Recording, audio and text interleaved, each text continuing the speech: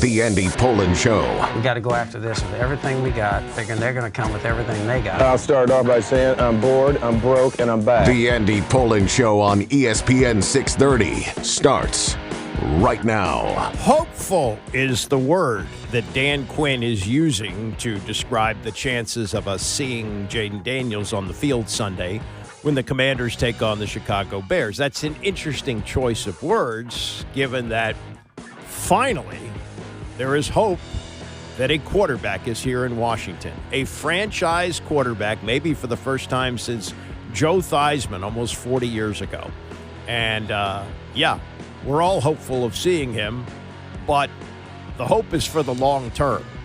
Things have gotten interesting this year, and how far this team can go, it's who knows? Are they as good as the Lions? I don't know.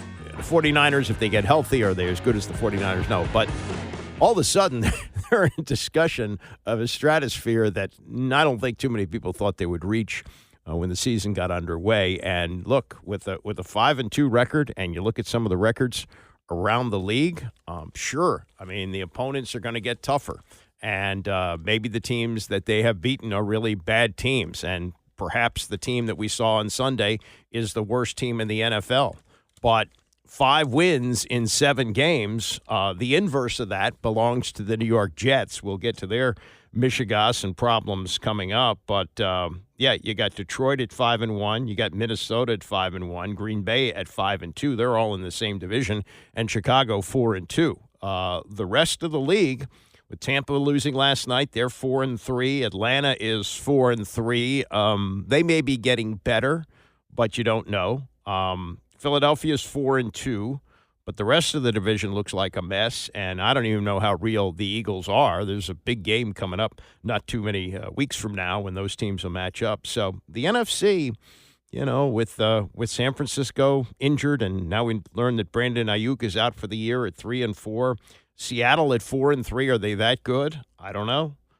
Arizona, they've already beaten. So, it's look, it's a young team. When you get to the playoffs, if they get to the playoffs, if it's a different story. But the long game is what they want to play here. And what Dan Quinn is saying where he's week to week, maybe he's being a little bit coy with the Bears. My guess is Jayden Daniels has already told him I'm playing. I don't care. And we'll get to what Quinn said about his status and how they'll look at things coming up. But we had a game last night where, once again, Lamar Jackson was spectacular. He had as many touchdown passes as he had interceptions. As he had incompletions, not interceptions, for God's sakes. He was 17 of 22, 281 yards. It's the 4th career game with at least 5 passing touchdowns and 5 or fewer incompletions. He broke a 5-way tie with, listen to these names, Tom Brady, Peyton Manning, Drew Brees, and Ben Roethlisberger. That's a Hall of Fame murderer's row there. And, of course, Lamar is going to be in the Hall of Fame. But right now, he is the betting favorite to win his 3rd MVP. He won one in 2019, and he won one last year. He's plus 275.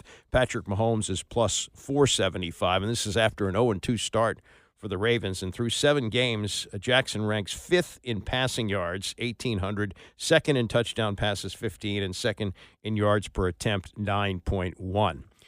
Got to win a Super Bowl, and no 2-time MVP has not reached the Super Bowl, so that's the next step. And, if the Chiefs keep on winning and this keeps tracking this way, if the Ravens make it to the AFC title game and if the Chiefs make it back, it's probably going to be in Kansas City. It's probably going to be a night game, and it's probably going to be 10 below 0 for a guy who played his college football at Louisville. So, not that he's not used to playing in cold weather, but that could be an issue as well. But Lamar Jackson, man, and with Derrick Henry added to the mix, man, they look like they're going to be tough to beat.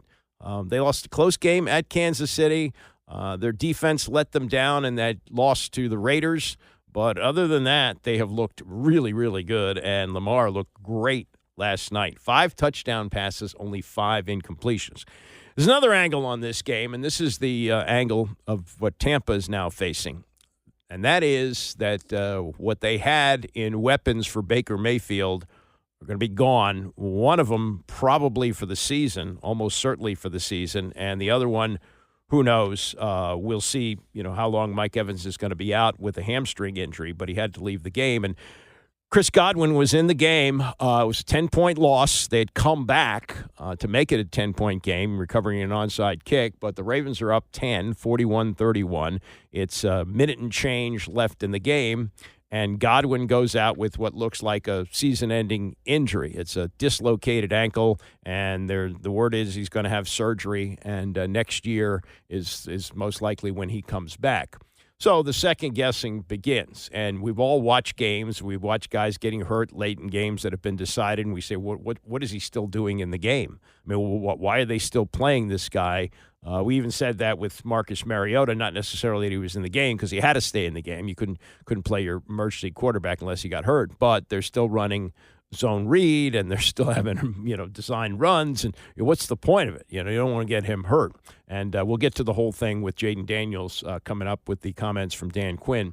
But this was Todd Bowles, coach of the Bucs, after the game, after they lost, and after he lost one of his two-star receivers for the season in Chris Godwin. And the second guessing came right out of the box. Coach, you're down 10. You don't have any timeouts. It's under a minute. You would need a score, an onside kick, another score. Why is Chris Godwin in the game at that point? Well, he's a player. We're trying to win the ball game. I mean, we were still down 10. We're trying to get extra points and kick another onside kick. It just happened. With Mike going down, we didn't have that many receivers left as it was, so we play what we got. Isn't that even more, perhaps, important to preserve Chris for the Falcons and Mike's possibly not going to play? Well, you can say that because he got hurt. We don't second guess. We got our guys. We're playing everybody we got. It's unfortunate he got hurt. We feel bad about that, but he's a football player and he wanted to be in the game just like Baker and everybody else wanted to be in the game.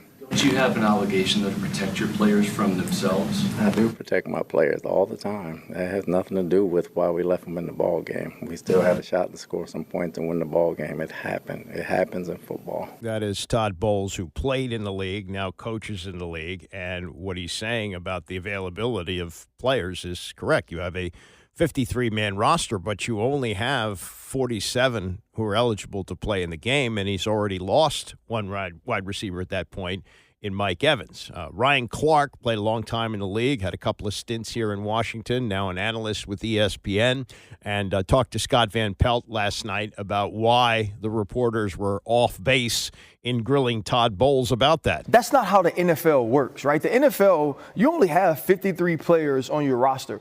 This is not high school. This is not college where you get to pull the entire team, where everybody has a freaking backup. You sign up to go win games. You are paid for what you do each day, every single second, every single minute of every single game. And Todd Bowles never wants that team to think that he gave up on them. And those players and the people in those helmets, the guys with those headsets, never want Todd Bowles to think that they don't believe they have a chance to win. This team was down 34-10. So to have fought back the way they did, to be down only 10 points, you do have a belief. And you want to finish, right? You practice, like this ain't baseball, where we're in the clubhouse all day and we get to go play games every day. And if you have a sour taste in your mouth on Tuesday, you could fix it on Wednesday. This isn't basketball where you have a road trip where you're playing back-to-backs. Like, you work all week for 3 hours. And if all you're asking me to do to make all this money you're going to pay me to play this kid's game for a king's ransom is play for all 60 minutes or play until there's 0 on the clock, that's what I'm going to do. And Chris Godwin, and God bless him, because I know how hard it is to deal with an injury and to see their faces after seeing how gruesome it was. I get it. But that's where he wanted to be. That's the shield he wanted to go out on. And to continuously question Todd Bowles. One question, I get. Yeah, right? But to continually question him as if he did something wrong and put Chris Godwin in harm's way in a game that is inherently putting you in harm's way every single snap. It's absolutely ridiculous. All right, so that's somebody who played the game and understands that. And he's right. But here's what I would say about the way the league runs. they have 47 men active. You got to play, you don't have fourth-string wide receivers just sitting around like in high school, itching for a chance to play. This is why even on game day, you're talking about expanding the roster, okay? So rather than 53, maybe they kick it up to 60. But I think you got to make all 60 eligible to play on Sunday for purposes like this. Bowles is saying, yeah, we could, get a turnover, we can get an onside kick, we're still in the game. You're never out of it till you're out of it, and crazy things happen at the end of games. But realistically, they weren't going to win the game. They weren't going to win the game with Mike Evans out as well. So, that was the chance to play backup guys, but he's right. They didn't have backup guys, and that's another reason that rosters have to be expanded. And I keep saying this, but we're going to have a Super Bowl where each team has a backup quarterback starting. We've already had backup quarterbacks play and backup quarterbacks win Super Bowls. Nick Foles won one with the Eagles. Jeff Hostetler won one with the Giants. It's happened before. But we're going to have a Super Bowl where the two franchise guys who are making $50 million apiece are watching in street clothes, and backups who are making $8 million are starting the game. That could happen. That's where we're going, and I would like to see the rosters expanded. As for what's going on with Jayden Daniels, I would say overall the news is good. I don't think there was any big surprise after we saw him come back on the field on Sunday. And again, I'm not a doctor, but it would seem like with broken ribs, you couldn't raise your arms in a touchdown signal if you did have broken ribs. So he's got a rib injury. They confirmed that. They won't say how serious it is, but this is what Dan Quinn offered the media yesterday afternoon. The status for Jayden we'll put down as week to week. As you guys know, it's a rib injury. And we'll take him through, all the steps at practice and assess how he's doing and keep working it through that. We're hopeful he can play, but we'll also make sure to take every precautionary step and do it smartly for the player and the man. And so I want to make sure I gave you all the updates that I had. And so it's not going to be something that's going to knock him out for a long term. And so, like I said, we're going to list it as week to week. And like I said, hopefully we'll play this week, and we'll take it every day of it all the way through. So he's hopeful. He's hopeful. He's not saying it's a long shot he's going to play. He's hopeful, and one of the things he's going to determine is how he looks in practice. The medical people will obviously have a say, but Quinn is going to use his eyes to tell him what he's going to do. He's such a unique player that I want to make sure he can be him fully in his own way. And the movements, the throwing and all the stuff that would go with that, as you can imagine. So I know he'll do everything he can, but I'll trust my eyes and certainly know him well. So like I said, we'll take it every step of the way. And he, again, is not telling you what the injury is, but it's sort of an Aaron Rodgers RELAX. This was Quinn on the message for the fans. For the fans, this is not something that's a long-term issue, and that's why we listed him as week to week.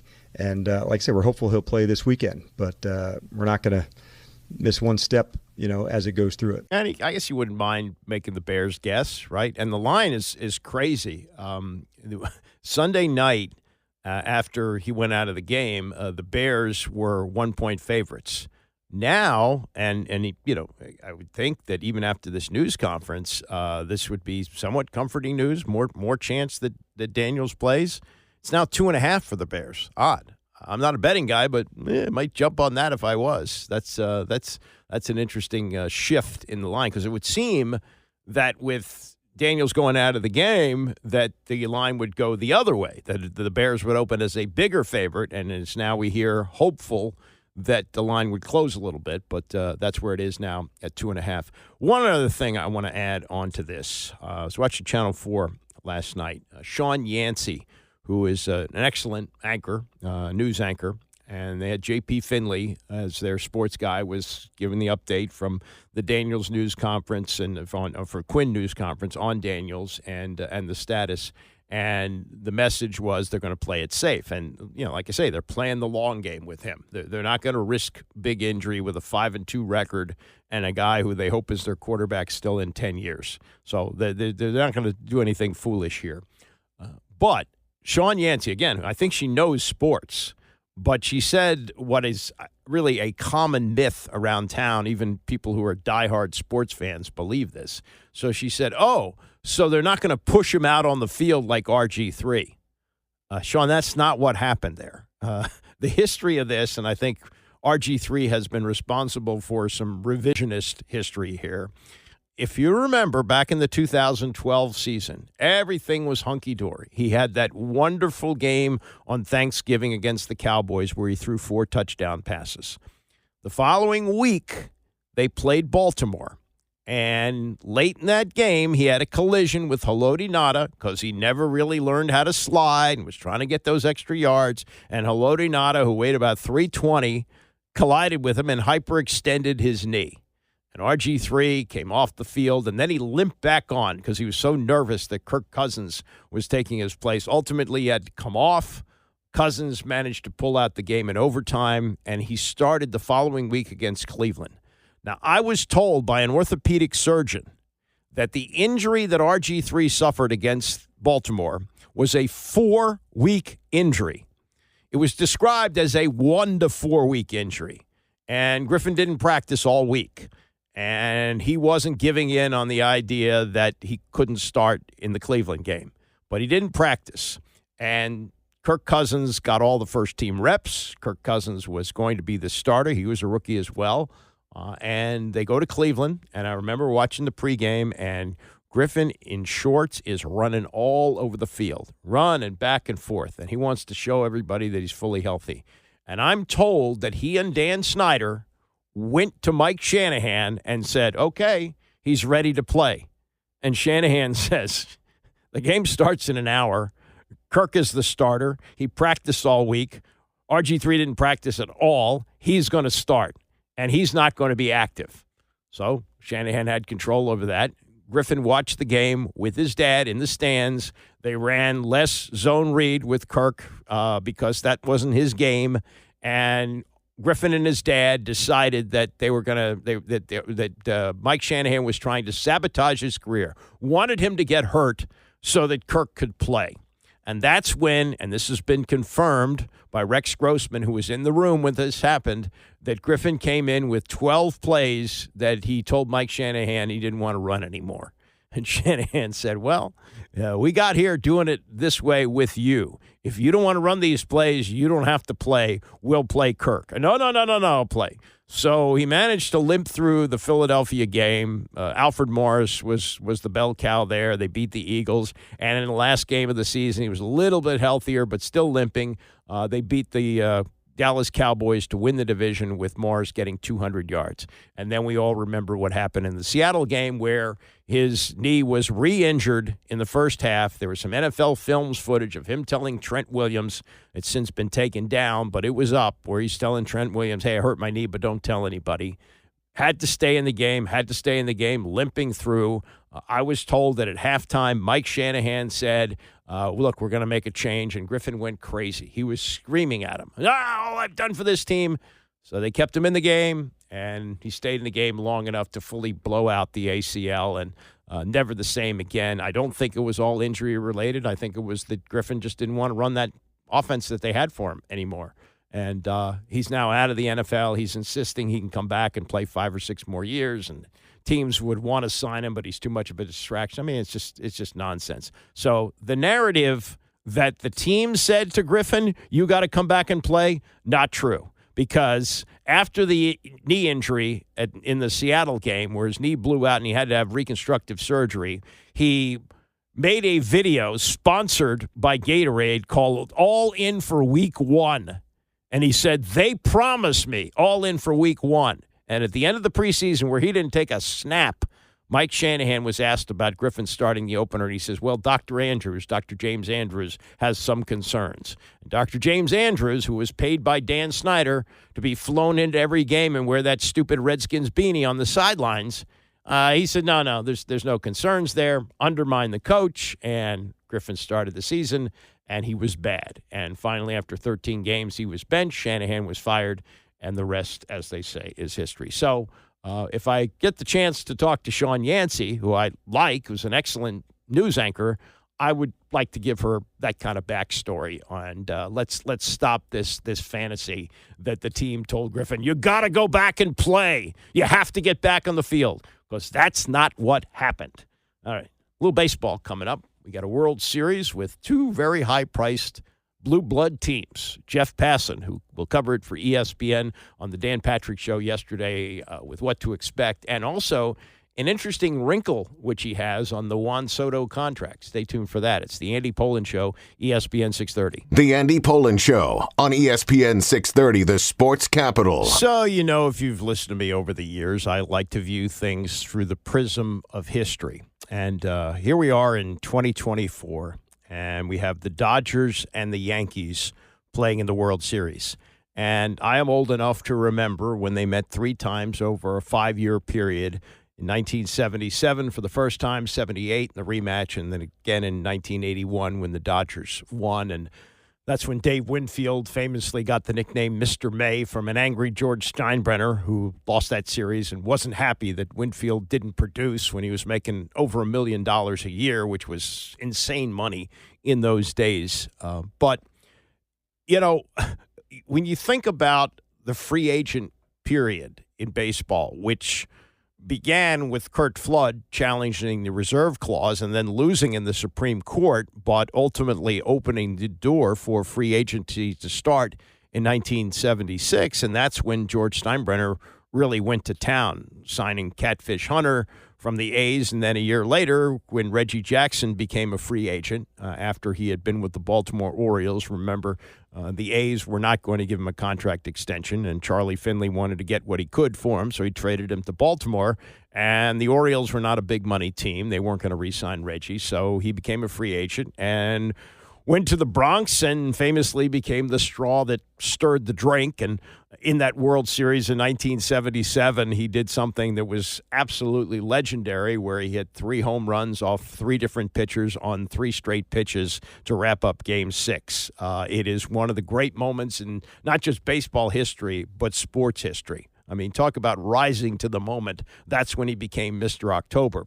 They met again in the 78 World Series. Reggie wasn't as good in that one, but the Yankees were better, and they won that series, and then they met again in 1981. But here's the point that I would make about these two teams. And Yankees are in this year for the 41st time, and the Dodgers are in for the 25th time. They are clearly the Celtics and the Lakers of baseball. I don't think there's any question about that.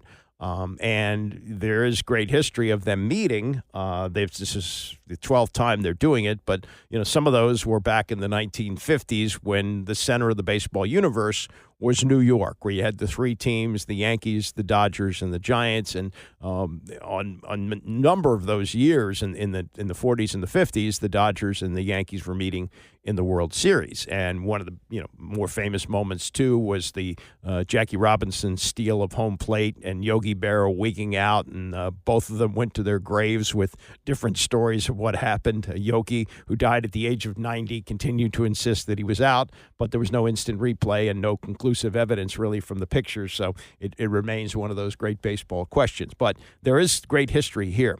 But when free agency started, I think a lot of us thought, well, Dodgers and Yankees, the big money teams, number 1, number 2 markets, they're going to be playing in the World Series every year. Well, and they did initially because they were 2 of the teams that jumped on free agency, though not the Dodgers. Dodgers had a really great farm system and developed a lot of players down there. They were not spending big money on free agents. They just knew what they were doing. But we thought, okay, they're big money teams, big money markets, 1 and 2. They're going to meet all the time. They haven't met in 43 years. So I find that to be, somewhat interesting that for all the talk of, you can buy yourself a World Series. No, you can't. No, you can't. And yes, there have been big money champions over the years. Even the Cubs, who couldn't win one for 108 years, spent some money and won one in 2016. The Red Sox broke the curse. They've won multiple World Series since doing that. So, we've seen teams, but we've also seen teams like the Marlins who come up. They do spend a lot of money, and then they discard it all after a year. There have been teams like that, that Kansas City won a World Series. Those things happen, but it's just kind of fascinating to me that we thought when free agency came into baseball that we'd be always seeing these big money teams in the World Series, and that's not the case. Now we have it. Some like it, some don't. Jeff Passan is a baseball insider for ESPN. He was on the Dan Patrick Show yesterday to analyze the series. You know, as much as I get that there's like anger over coast versus coast, over $300 million team versus $300 million team, I look at this and I'm like, damn, this is going to be some good baseball. And I'm really, as a fan of the game, looking forward to watching that part of it. If I would have said to the commissioner back in March, hey, your star player, biggest name in the sport, is going to be embroiled in a potential gambling, illegal gambling operation. He's also coming back from surgery. But, Commissioner, the Dodgers are going to be in the World Series with the Yankees. What do you think the commissioner would have said at that moment when he realizes that Ohtani's season might be in jeopardy physically and with the gambling part of this? I've never seen Rob Manfred dance.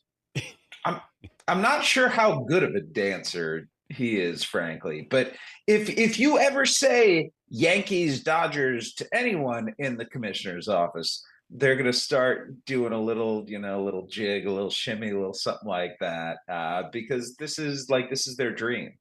But it appeals to a younger audience as well. I mean, this is nostalgia for us.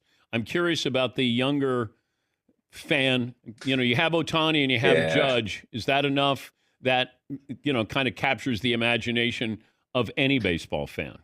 Dan, I'm curious about the younger fan too, actually. And to me, what this series serves as is a litmus test for just how big Major League Baseball's national audience actually can get in 2024, right? Like, I don't know that in terms of television ratings, in terms of interest from large media markets, in terms of the things that tend to lead to eyeballs on a series like this, you can't do better.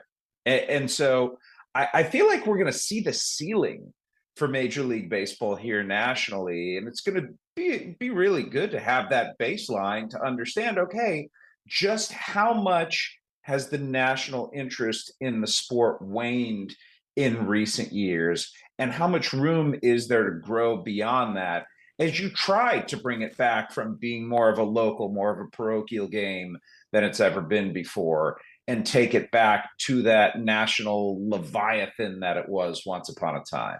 Could you imagine that Juan Soto would make as much, if not more, than Shohei Ohtani? Well, caveat here. If we are adjusting for present day value, because 68 of $70 million every year for the next 10 years of Shohei Ohtani's salary is going to be deferred, taking the actual value down somewhere between 350 to 475 million, depending on how you do the math. If we're talking about just dollars today, then yes, Juan Soto is going to crush Shohei Ohtani. That I firmly believe. But total worth of a contract.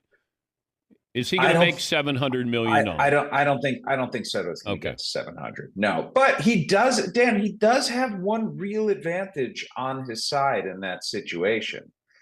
He's still only 25. He's not turning 26 until Friday, the day of Game 1.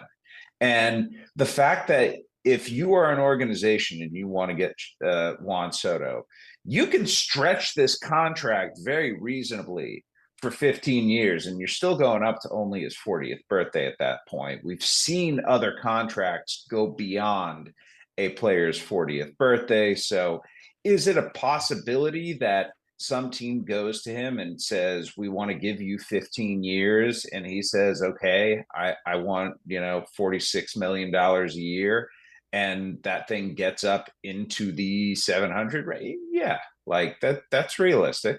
That's not out of the realm of possibility by any means, but I just don't think it's going to happen. I think what we are going to see is like a single season, adjusted for all of those things, present day value. I think we'll see a single season high, and I think it's going to be easily at this point in excess of $500 million. If it hit a 6, it wouldn't surprise me at all, but 7 just feels like it's getting up a little too high. Well, I would say this. It only takes one. And we don't know who that one could be.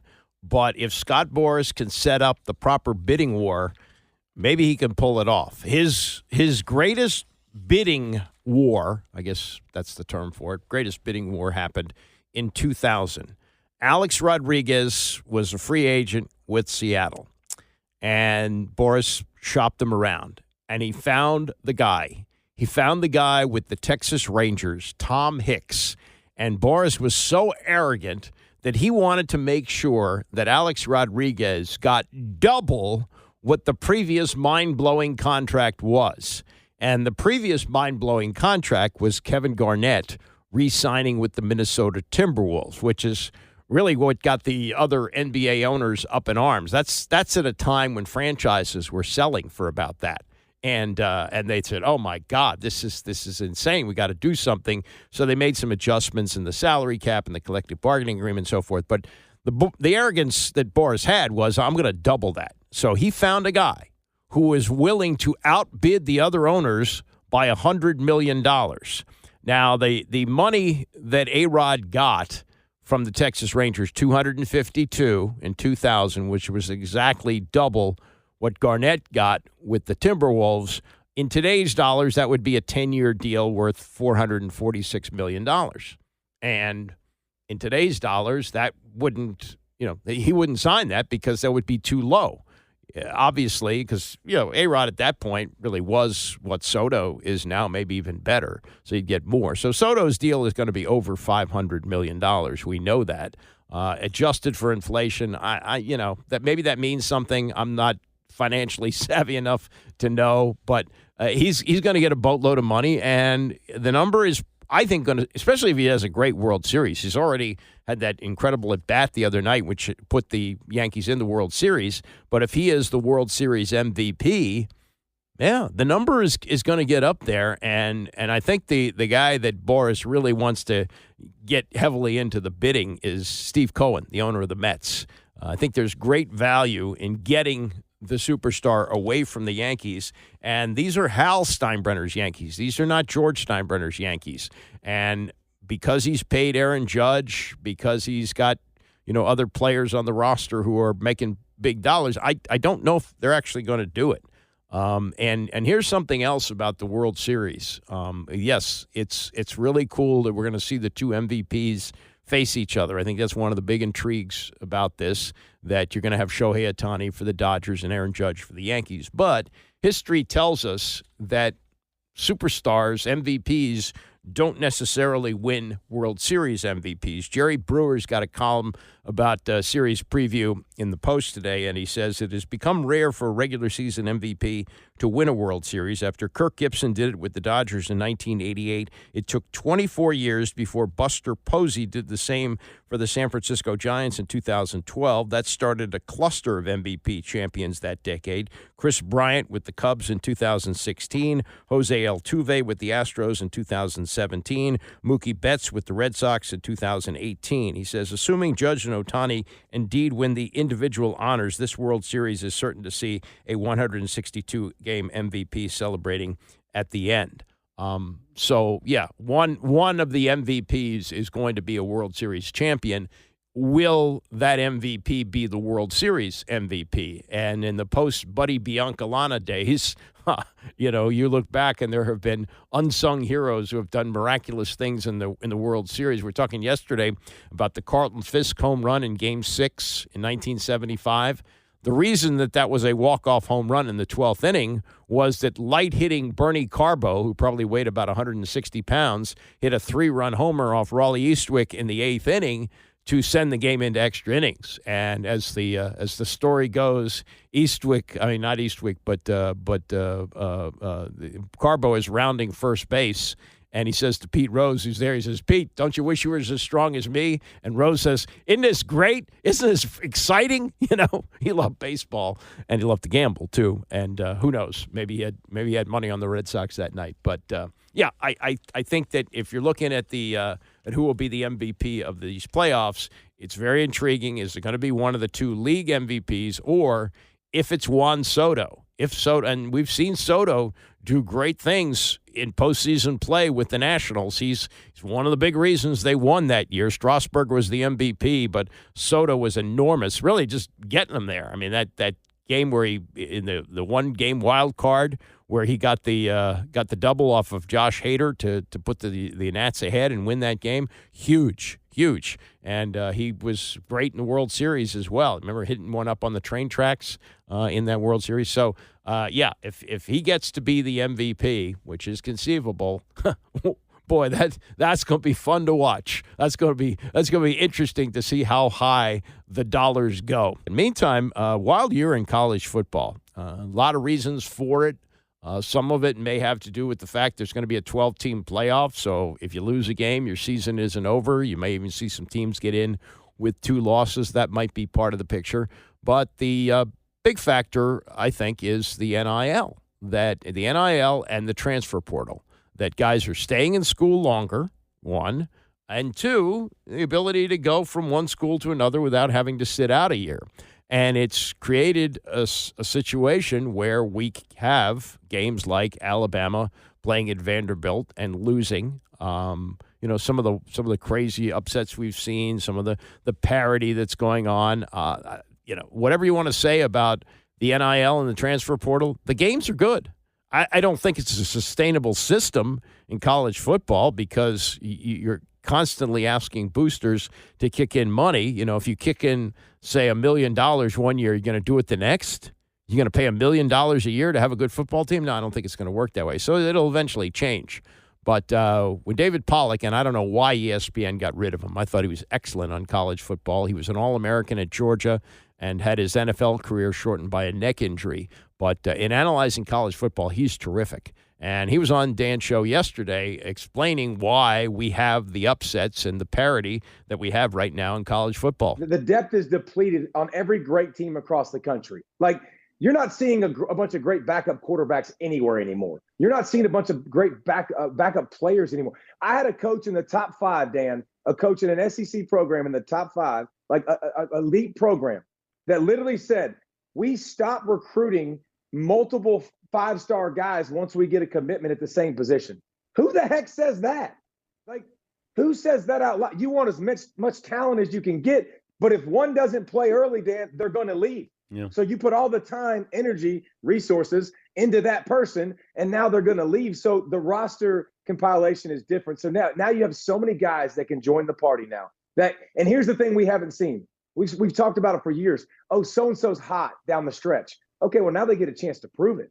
Now we're going to see home playoff games. Now you got Army, Navy, BYU, who are all undefeated. Like, Indiana is undefeated. So I think more access is good. People have complained about players not playing in big games down the stretch, big games for their school. Well, now so many more teams in it, so many more players are not going to opt out and go somewhere else because it means so much more. So, yeah, I was against the 12 at first. I wanted to stick with the 4 because I'm getting to be the grumpy old man. Like, I like what I like. Stop changing it, but it's been pretty cool to see. Yeah, I agree. I want more games to mean more instead of you get into November and it's like, well, that game doesn't mean anything. Just that possibility of you could get on a run and you could win your conference. Are you more surprised at Michigan or USC? Michigan. I think Michigan, Dan, if you look at Michigan and listen, they could have won a couple more games, sure, but they easily could have lost the USC game. They could have lost 2 more games as well.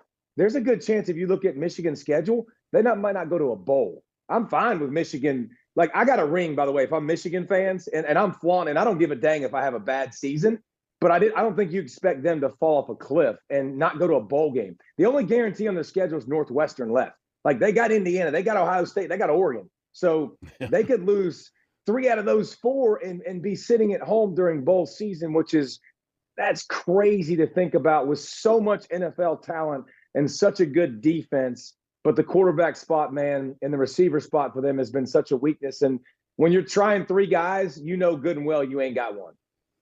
How do you explain I said last week, I think we overhyped. I think we thought USC was, just because they played a little more defense, they were somehow going to be in the national title picture. And I said, you lost Caleb Williams.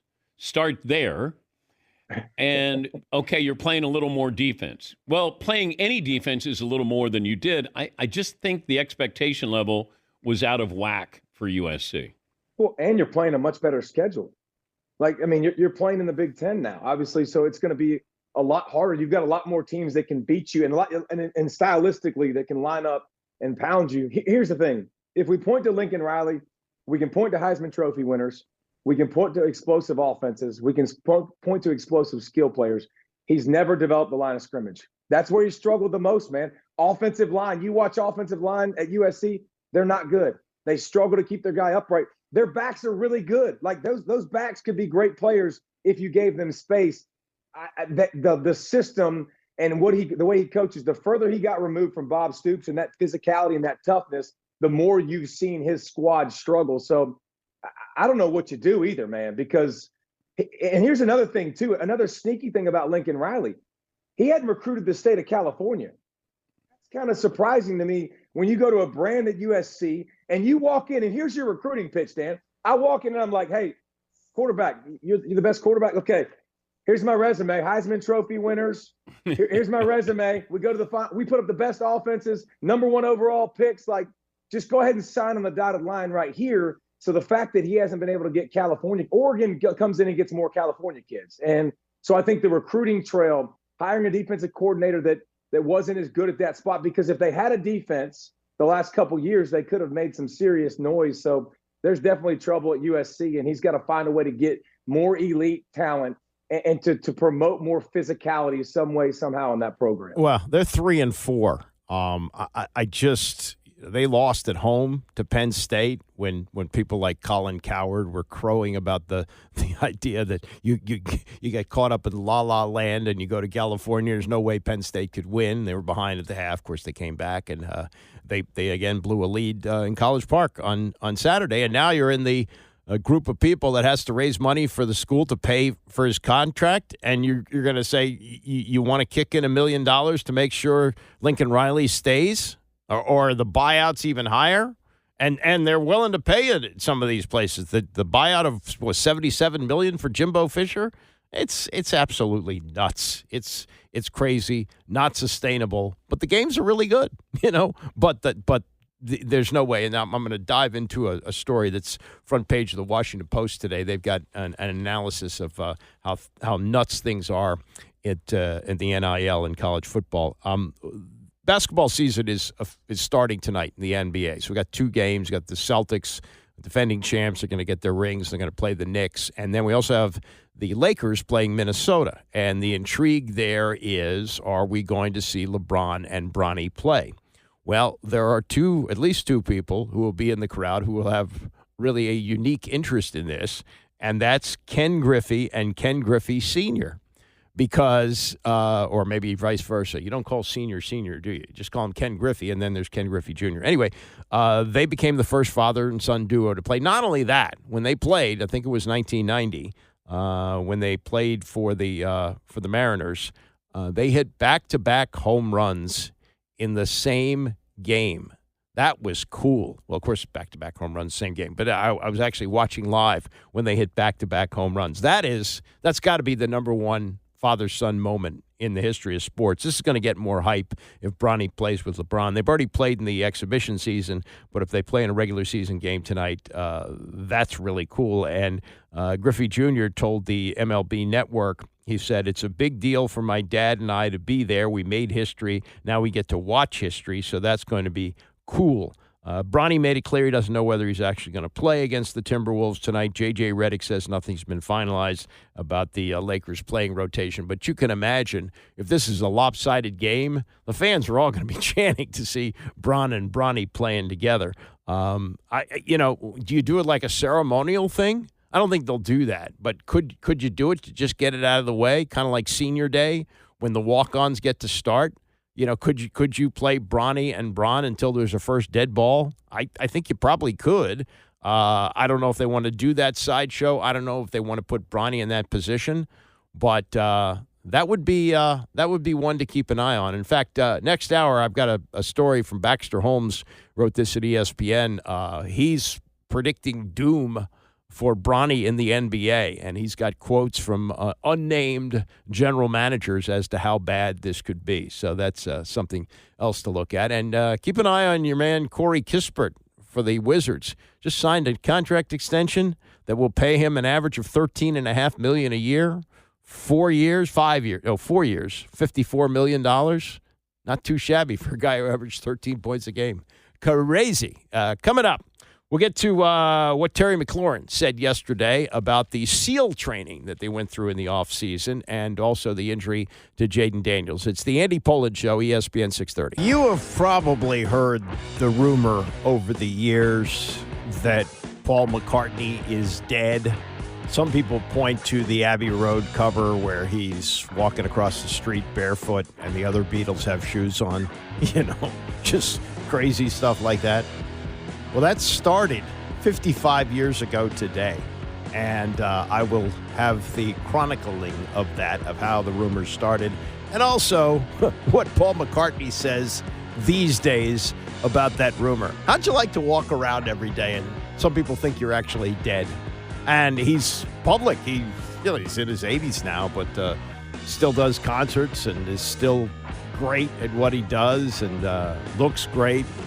Must be great to be Paul McCartney, don't you think? I mean, he's had tragedy in his life for sure. His wife passed away, and then he married this gold digger. But he seems to be now in his third marriage and doing well, and not dead, that's for sure. So we'll take a look at that later this hour. Before I get to what Terry McLaurin said yesterday, I did want to delve into this. I ended the last hour talking about the possibility of us seeing LeBron and Bronny play together tonight, and the cool angle on that is Ken Griffey and Ken Griffey Jr. are going to be there. I don't think they want to go away disappointed, and I don't think J.J. Redick wants to disappoint him. So at some point, I think LeBron and Bronny will play tonight. It's a 10:30 game. I won't be up for it, but of course there will be highlights on that. But how's it going to work out long-term with Bronny, who has played just relatively few college games? He's 19 years old. He's not that big. He's about 6'2". And Baxter Holmes took a dive into this on ESPN. And among the things that he writes, he says, and this is a quote from an Eastern executive who says, the expectations for Bronny and the fan base and by LeBron and Rich Paul, which is his agent, are not commensurate with the reality of his game. If they had any real idea of how far Bronny is away, they would not have done this. In interviews with nearly 24 front office executives, coaches, and scouts across the league, those who for years have tracked Bronny's journey to the NBA, a two-part consensus has emerged. The Bronny James, the most famous second-round pick in league history, not only isn't ready for the NBA, but also drafted by the one team that presents the most challenging dynamic for him to succeed. That daily cacophony of noise surrounding him on the Lakers will be both deafening and defeating, and the feel-good storyline of Bronny James playing alongside his father will soon give way to the reality of Bronny James, the NBA player. You're set up for failure, one Eastern Conference scout who has evaluated Bronny for years said. It's like, what's the expectation here? Now, in May, this is when he made the decision to keep his name in the draft. It was the decision that several front office executives and scouts privately and quickly denounced as a mistake, saying Bronny needed more time to develop and he wasn't ready for the professional game.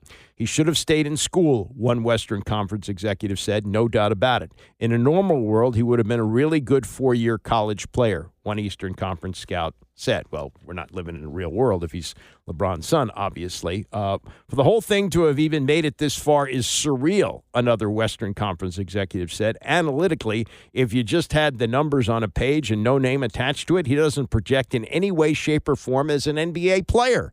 His measurables don't project as an NBA player. There's literally nothing about him on paper, if no name was attached to it, that this one makes sense.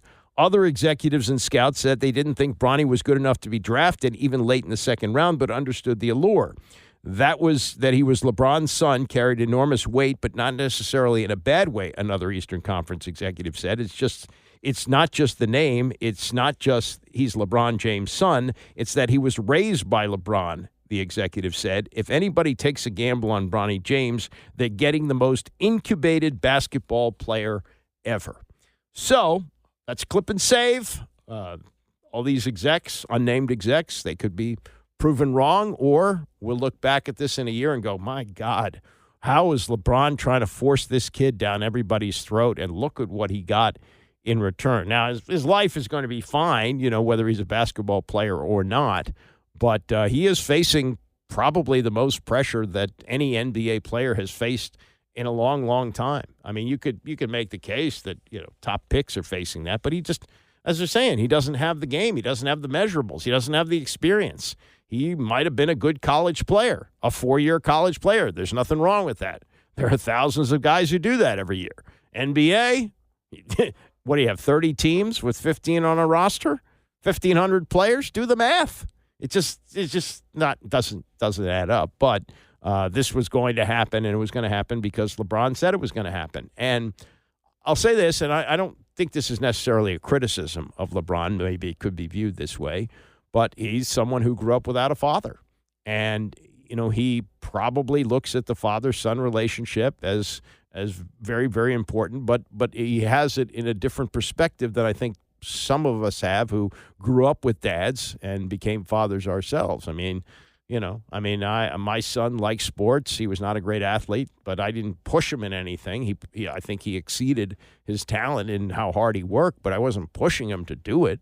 And I think that LeBron in the same vein is looking at, I'm LeBron and my kid likes to play basketball and he's good enough to be a college player, so I'm just going to, do this and make sure this happens. When he started talking when the kid was like 15 years old about wanting to play with him, it's like, okay, if it works out that way, fine. And in the case of Griffey and Griffey Jr., and there are other cases, the Bonds, others come along, the son is better than the father. But this is clearly not the case, at least at this stage of the game. And if it ever happens, that'll be, I think, a miracle. All right, let me get to what Dan Quinn said yesterday. It's kind of a status check. It's not quite the halfway point of the season. Used to be a 14-game schedule. Now it's a 17-game schedule. So we're not even at the halfway pole, and even won't be after this upcoming week against the Bears. But he wanted to give an idea of where this team stands 7 games into the season. I think most of us would say, "Hey, man, this is even better than we hoped it would be." They're a little nervous about Jayden Daniels being out, but, it's not going to be long-term. If he's out, he's only going to miss a game, it looks like. So all things are pointing up. And this was Quinn with his assessment at the 7-game mark. Off the field, I would say I'm really feeling, Donna, this team's connection for one another. And it was interesting, here being alumni weekend last weekend, Doug spoke to the team on Saturday morning. And he was talking about the team that he was on and their connection, and after practice staying in the locker room and doing things together. And he saw that with this team. And I think they've fast-tracked some things where they were able off the field to connect more quickly. On the field, I've liked our play style. And you know me, I've said this for a while. It doesn't happen in short order to get this, but I do feel like these guys really want to play tough. They want to play physical, and they want to finish blocks, and they want to finish plays. And those are things that we have to do over and over again till it becomes an identity. But I do feel that, and it's coming. And now, can we take it another level up? Can we take it another level up? And if we continue to do that, then I think that's when it'll be where we're fully able to express ourselves and how we want to play. But on the field, that's the thing that I'm really seeing come together. And that makes me really proud to know that they are really going to fight for one another. And he chose to answer that question. It was like, where are you right now? He chose to answer it by the off-the-field stuff. And I think that's an important part of the picture if you've followed what he's done since becoming coach last winter. And yesterday, Terry McLaurin was on the Rich Eisen show. And though you may have heard this, that they worked out with, as in like Navy SEALs in the off season, they used some of their training I don't know if you heard all the details about this, and also, adopting the mindset that they have so they don't miss a beat this past week when Jayden Daniels goes down. I mean, it was a terrible team they were playing, I grant you. But, the fact that the offense didn't change and were able to do what they were able to do, that's a pretty big deal. So this was McLaurin yesterday, kind of a follow-up there on what Quinn said in that they use the offseason to create the off-the-field thing that Quinn is talking about there. Yeah, I think just from the first day that Coach Quinn got here, he really set an expectation of how we're going to come together as a team. But it wasn't even football oriented quite yet. It was really getting to know one another, spending time in the meeting rooms in the spring. Obviously, we had the Navy SEAL training, which I felt like really built some of our camaraderie. Just in different ways. And I think you see a group of guys who like to hang out with one another, even between practice, after practice. And then we get to the football field and the expectation of us being, Dan Quinn calls them BMS, which you probably know what that stands for. But it's a way of life, you know what I mean? Like he really preaches us like, it's a standard that we were really trying to build here, and it's been great to be a part of it. And it's something like every week we don't have to get up for any game because we get up for them all. It's just how we get down, and I love that saying that he has, because when hopefully you're playing for meaningful games in the late winter, you don't got to get up for those kind of games because this is what you've been doing all year. This is the mindset you have each and every day, and in practice as well. So for those who might not know, Terry, Navy SEAL training? What? You did what? Yeah. So we basically were. It was kind of just like team building. I don't know if people are familiar with those big logs that everybody that they carry sometimes in their training. Sure. And I think we probably had about like 7 to 10 different logs, and we were broken up into groups, and there were some guys leading in the group, and then there were some guys that had to follow. But the main objective of it was like we had to listen to commands, and if one guy messed up, then everybody had to start over. Or if one guy was kind of not holding his end of the log, then the other guys on the other end are carrying more weight. You know what I mean? And little stuff like that really builds like not only the communication but the trust, because you're trusting that other guy to carry his weight. And I think little things like that really helped us get to know each other and kind of just break down the walls of sometimes more than just football. And I think it was been really good for us as we got started. But we have fun competing with each other. There's always competition going on in this building, and it's winner or loser. And I think a guy like myself loves that because you pretty much know where you stand each and every day. So I think it makes everybody better. Like I said, I think it allows us to come in on Sunday, and it's just what we do because we compete all week. We have a brotherhood all week. So when we go out there, that's the fun part. Well, I just tossed my cookies thinking of that, just going through a training like that. Yeah, it was kind of tough too. I imagine. I mean, it did. And it's interesting that you refer to it as team building, because that obviously does build a sense of team and relying on another teammate, et cetera. Mm-hmm. And it's interesting that we have this conversation now, because I would call what I saw in week 7 for your team a big team win. And I'm wondering 100%. If you can connect the two of what you just said to what we saw yesterday. Yeah, I think it's just the standard, right? Like I was just trying to explain, like the standard that we're trying to build, where you see Jayden go down and you never want to see your starting quarterback go down. But when Marcus comes in and when he finally got in the rhythm, it's like we didn't miss a beat. We still put up 40 points. We still had a lot of room that we can improve, but there's a standard of offense that we want to play with in excellence. No matter who's back there at quarterback, no matter if I'm out there at receiver, the standard is the standard. And I think Cliff does a good job of echoing that each and every day. Guys who don't have the ball, you're going to finish down the field blocking for your teammates. You're going to be happy for guys who are getting the ball. You're going to do whatever it takes to help the team win. And I think when you see that offensively and then defensively, I think they did a great job creating turnovers yesterday. That gives us extra possessions. They even scored. Dante Fowler had an unbelievable game to show that athleticism. But you see guys just running, even on picks, you see those guys running to get blocks. It's just unselfishness that you play with. I think it's infectious. And then when you see the results on the scoreboard, it makes it even more fun. It kind of just drives home the point of we're building the right things right now. So we still have room to improve, which is the fun part. But I think you saw the Commander identity where we're going to be fast and physical.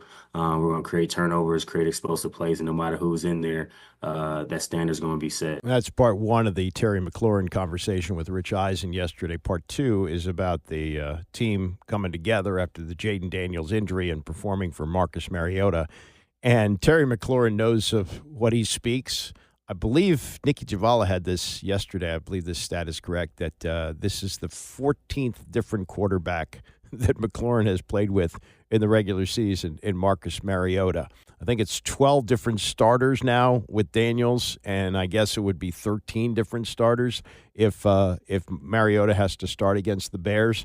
But this was him discussing the reaction that he and the team had when Daniels went down and how they all came together under Mariota. It's tough, you know what I mean? Like you especially a guy like Jayden, who you know is a competitor, so if he's out the game, it's something that obviously is going to raise a little concern, but he was in good hands with our medical staff, and it was just, it kind of throws off your game plan a little bit. But one thing that I noticed that, I play with multiple quarterbacks, and sometimes the game plan changes when your starting quarterback goes down. And for Marcus to come in and keep the exact same game plan, we were running the ball well and then using the play action and spreading them out vertically. The game plan didn't change when Marcus came in, and I think it's a testament to the preparation, the trust they have in him. But his veteran leadership since he's been here has been unbelievable. He's not only a great person, but he's a competitor. He does a great job connecting our group, and I know he's been great in the quarterback room for Jayden and his development. So for him to come in, like I said, we rally around him. I think my favorite part of the game was when we went in and got the 2 minute before half. Like, we practice situations, some sort of situation every day at practice. And so for your backup quarterback to come in, he doesn't get the 2 minute reps with the ones. For us to come in and come get a touchdown, that's, again, the standard. Like, no matter who's in there, we still expect to put points on the board before and got to have a situation. So I'm proud of the way that he came in, but I didn't expect anything different from Marcus. He's a great teammate, and before Jayden even took over the starting reps in the spring, him and I got some good work in, and he has a great rapport with the other guys, and the O-line is doing a great job protecting him as well. So, I think that it was just on display yesterday, and it just made it really fun. And then for the defense to be balling like that on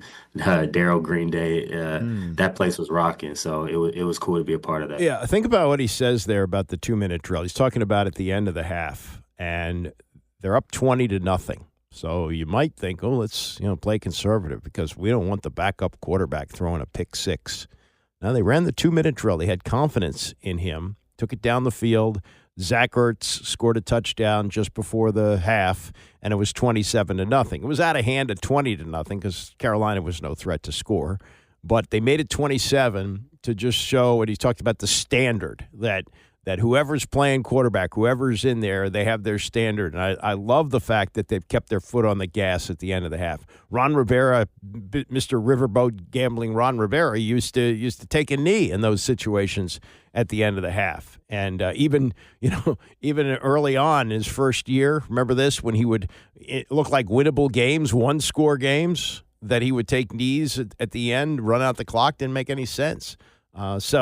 What we're seeing now is a team that's playing with confidence, being aggressive, and all that bonding and stuff. You might think, and look, if they were, if they had a record of 2-5 instead of 5-2, I think we'd feel differently and be saying different things. Understand that. But what Dan Quinn did seems to be working very well. And the hope is that he will be able to continue to start Jayden Daniels, but we probably won't know anything until the end of the week. Maybe not even until like an hour or so before the game. That's even possible on Sunday. All right, that's enough for me today. Bram is coming up next, and I will see you back here tomorrow morning at 9 a.m.